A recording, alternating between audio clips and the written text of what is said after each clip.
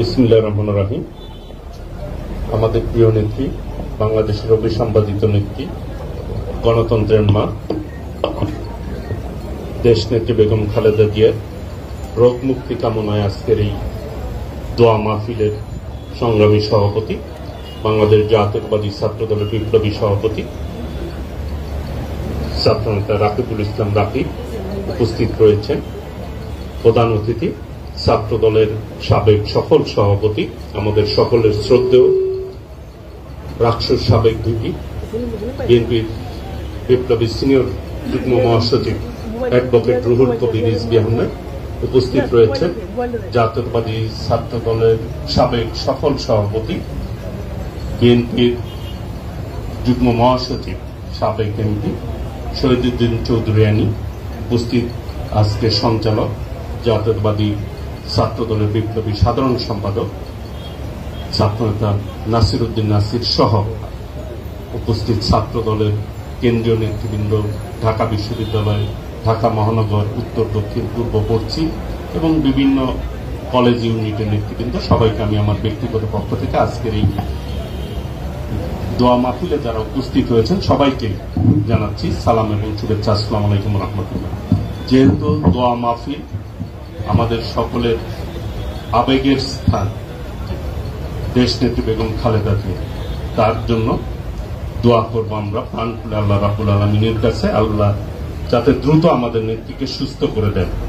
আজকে একটি অবৈধ, অনৈতিক, ভোট ডাকাত সরকার ক্ষমতার, যাদের হাতে দেশের গণতন্ত্র আজকে ধ্বংস হয়েছে, দেশ যাদের কাছে নিরাপদ নয়, সেই গণতন্ত্র এবং দেশকে নিরাপত্তা দিয়েছিলেন আমাদের নেত্রী, দেশ নেত্রী বেগম খালেদা জিয়া, যিনি 9 বছর আন্দোলন সংগ্রাম করে বাংলাদেশের মানুষকে গণতন্ত্র দিয়েছেন। সেই গণতন্ত্রের নেত্রী আজকে অসুস্থ। আজকে আমাদেরকে ঐক্যবদ্ধভাবে এই অবৈধ, অনৈতিক সরকারের বিরুদ্ধে আমাদের প্রিয় নেতা বিএনপির ভারপ্রাপ্ত চেয়ারম্যান দেশনায়ক তারেক রহমান আজকে বাংলাদেশের মানুষকে ঐক্যবদ্ধ করে আন্দোলন চালিয়ে যাচ্ছে। জাতীয়তাবাদী ছাত্র দলের একটি ঐতিহ্য রয়েছে, সেই আন্দোলন সংগ্রামের ঐতিহ্য রয়েছে।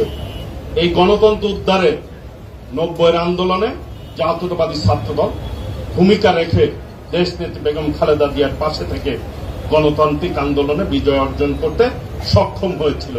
আজকের এই ছাত্র দলকেই, এই নব্য স্বৈরাচারকে পতন ঘটিয়ে দেশনায়ক তারেক রহমানের নেতৃত্বে ঐক্যবদ্ধভাবে ছাত্র দলকে মাঠে নেমে এই সরকারের পতন ঘটাতে হবে, গণতন্ত্র পুনরুদ্ধার করতে হবে। সেই আশা, সেই প্রত্যয় ব্যক্ত করে সকলকে ধন্যবাদ জানিয়ে আমরা আবারও আমাদের প্রিয় নেত্রী, দেশনেত্রী বেগম খালেদা জিয়ার জন্য প্রাণ খুলে দোয়া করব, আল্লাহ রাব্বুল আলামিন যাতে তাকে দ্রুত সুস্থ করে দেন, এই আশাবাদ ব্যক্ত করে সকলকে ধন্যবাদ জানিয়ে আমি আমার বক্তব্য শেষ করছি। খোদা হাফেজ। বাংলাদেশ জিন্দাবাদ। শহীদ রাষ্ট্রপতি জিয়াউর রহমান ওমর হক, দেশ নেত্রী বেগম খালেদা জিয়া দ্রুত সুস্থ হোক। বিএনপির ভারপ্রাপ্ত চেয়ারম্যান দেশনায়ক তারেক রহমান জিন্দাবাদ। সকলকে ধন্যবাদ। আসসালামু আলাইকুম রহমতুল্লাহ।